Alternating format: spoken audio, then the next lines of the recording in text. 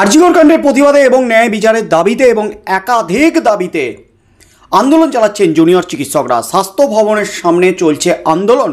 কার্যত সুপ্রিম কোর্টের নির্দেশকে তুড়ি মেরে উড়িয়ে দিয়ে মুখ্যমন্ত্রী মমতা ব্যানার্জিকে রাজ্য সরকার কি নয়া ডেডলাইন বেঁধে দিয়েছিলেন জুনিয়র চিকিৎসকরা। তারপর একাধিকবার বৈঠকে ডাকলেও মুখ্যমন্ত্রী মমতা ব্যানার্জি নবান্নের সামনে গিয়েও সেই বৈঠক ভেস্তে যায়, কারণ সরকার জুনিয়র চিকিৎসকদের দাবি কিছুতেই মানতে রাজি নয়।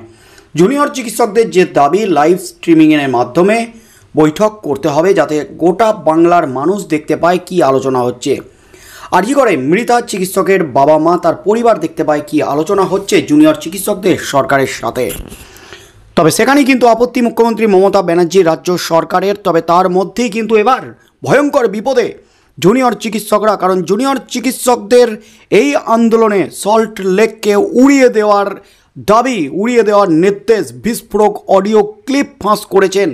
জুনিয়র চিকিৎসকদের আন্দোলনে হামলার ছক, ভয়ঙ্কর ষড়যন্ত্র, বিস্ফোরক অডিও ক্লিপ ফাঁস করে রাজ্য রাজনীতিতে জোর শোরগোল ফেলে দিয়েছিলেন কুণাল ঘোষ। তিনি দাবি করেছেন সরকারকে অপদস্থ করতে, সরকারকে বেকায়দায় ফেলতে বিজেপি এবং সিপিএম এই হামলার ছক কষেছে।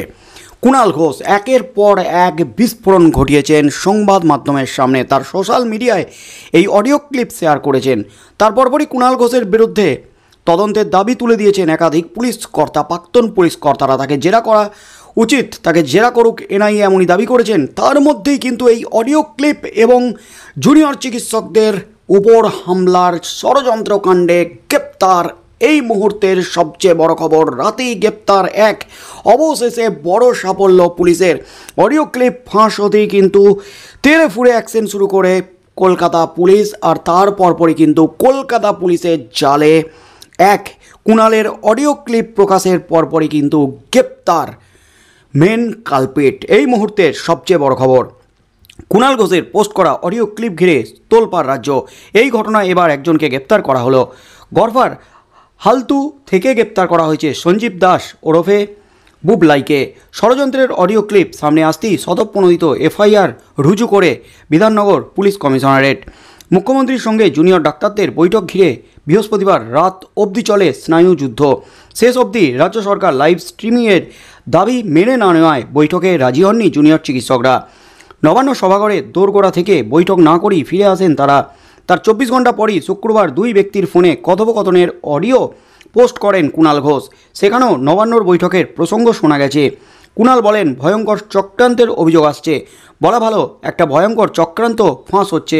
সেটি হচ্ছে গতকাল যখন আন্দোলনকারী জুনিয়র ডাক্তারদের সঙ্গে যখন মুখ্যমন্ত্রী বৈঠক সংক্রান্ত যে প্রক্রিয়াগুলি চলছিল, সেই সময় যখন বৈঠকটি যে কোনো কারণেই ভেস্তে গেল, যখন জুনিয়র ডাক্তাররা প্রেস কনফারেন্স করছিলেন, ঠিক সেই সময় 2-3টে শিবির একটা ভয়ঙ্কর প্লট রাজ্য সরকারকে, তৃণমূল কংগ্রেসকে, মাননীয় মুখ্যমন্ত্রীকে বিড়ম্বনায় ফেলতে চাইছিলেন। হামলা করতে হবে জুনিয়র ডাক্তারদের সল্টলেকের ধর্না মঞ্চের ওপর, এমনই কিন্তু বিস্ফোরক অডিও ক্লিপে উঠে এসেছে। কলকাতার ছেলে নয়, বাইরের ছেলেদের এনে হামলা করে দিতে হবে, যাতে গোটা দায়টা সরকারের ঘাড়ে চাপানো যায়। কারণ বৈঠকটি কাল হয়নি, জুনিয়র ডাক্তাররা ফিরে আসছেন। এই সময়ে যদি মারা যায়, হামলা করা যায়, তাহলে এর পুরো দায়টা রাজ্য সরকারের উপর চাপবে। এই ভয়ঙ্কর প্লট যারা করেছেন তাদের মধ্যে বামপন্থী একটি যুব সংগঠন আছে এবং অতি বাম সংগঠন বলে পরিচিত একটি সংগঠনের একজন এর মধ্যে রয়েছে, এমনই দাবি করেছিলেন কুণাল ঘোষ। ঘটনাস্থলে বিজেপির যুব নেতাদের একটা অবাধ যাতায়াত তৈরি হয়েছে। ঠিক কী কথোপকথন ওদের দুই শিবির সূত্রী, এই খবরগুলো বেরিয়ে চলে আসে। তারাও দিয়ে দিচ্ছেন সবাই যে এই গণ্ডগোল চক্রান্ত চাইছেন তা নয়, ভয়ঙ্কর নির্দিষ্টভাবে জুনিয়র ডাক্তারদের উপর হামলার কথা বলা হচ্ছে। অডিও ক্লিপটি শোনান কুণাল ঘোষ, যেখানে একজনকে বলতে শোনা যায়, সাহেব অর্ডার করেছেন উড়িয়ে দেওয়ার জন্য। অন্যজন তার উত্তরে বলেন, অর্ডার করলে করে দে। এই অডিও ক্লিপ সামনে এনে জুনিয়র ডাক্তারদের ধর্নাস্থলে বহিরাগত প্রবেশের বন্ধের দাবি করেছেন কুণাল ঘোষ। এরপরই সক্রিয় হয় বিধাননগর পুলিশ কমিশনারেট। তাদের তরফে বলা হচ্ছে, এ নিয়ে পুলিশ অফিসাররা স্বতঃপ্রণোদিতভাবে একটি এফআইআর রুজু করেছে। এই এফআইআরে অজ্ঞাত পরিচয় ব্যক্তিদের বিরুদ্ধে করা হয়েছে। কমিশনারেটের পক্ষ থেকে শনাক্তকরণের প্রক্রিয়া পুলিশ আধিকারিকরা শুরু করেন। কাদের মধ্যে অডিও তা খতিয়ে দেখতে শুরু করেন তারা। এর পাশাপাশি বাইরের লোক ঢুকে যাওয়ার মতো অভিযোগ সামনে আসছে। এর পরিপ্রেক্ষিতে কমিশনারেটের তরফে জুনিয়র ডাক্তারদের অবস্থান স্থলে সিসিটিভি ক্যামেরার সংখ্যা বাড়ানো হচ্ছে, সিনিয়র অফিসারদের মোতায়েন বাড়ানো হচ্ছে। আন্দোলনরত চিকিৎসকদের সঙ্গেও পুলিশ আধিকারিকরা সংশ্লিষ্ট বিষয়ে ইতিমধ্যে কথা বলেছেন বলে কমিশনারেট সূত্রে দাবি। এদিকে অডিও ক্লিপের উৎস খুঁজে বের করার চেষ্টা করে বিধাননগর পুলিশ কমিশনারেট।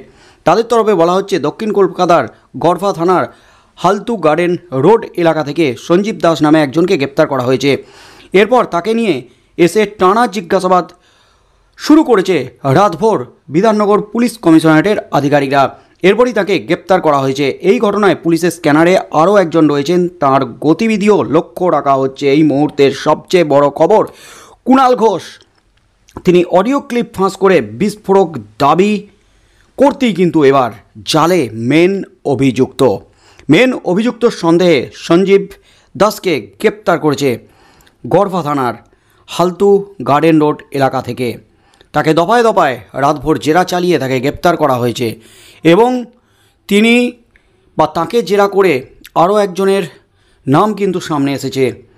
এবং এই ঘটনায় পুলিশের স্ক্যানারে যিনি রয়েছেন, আরও একজন রয়েছেন, তার গতিবিধি লক্ষ্য রাখছে পুলিশ। যে কোনো মুহূর্তে কিন্তু গ্রেপ্তার হতে পারে।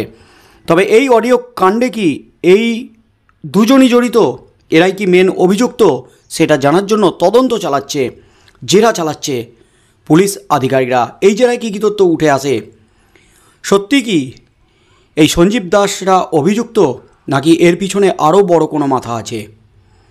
কি হতে চলেছে আগামী দিনে জেরায়, কি উঠে আসে? কেঁচো খুঁড়তে কে উঠে বেরিয়ে আসে কিনা, সর্ষের মধ্যে থেকে ভূত বেরিয়ে আসে কিনা? জুনিয়র চিকিৎসকদের উপর হামলার ছক কারা করেছিলেন? কুণাল ঘোষের দাবি মতো বিরোধীরা, বিশেষ করে অতি বাম সংগঠন, বামপন্থীরা এবং বিজেপির যোগাযোগও রয়েছে এর মধ্যে, এমনই দাবি ছিল। তবে শেষ পর্যন্ত কী কী তথ্য উঠে আসে তদন্তে, সেদিকেই চোখ থাকবে গোটা রাজ্যের।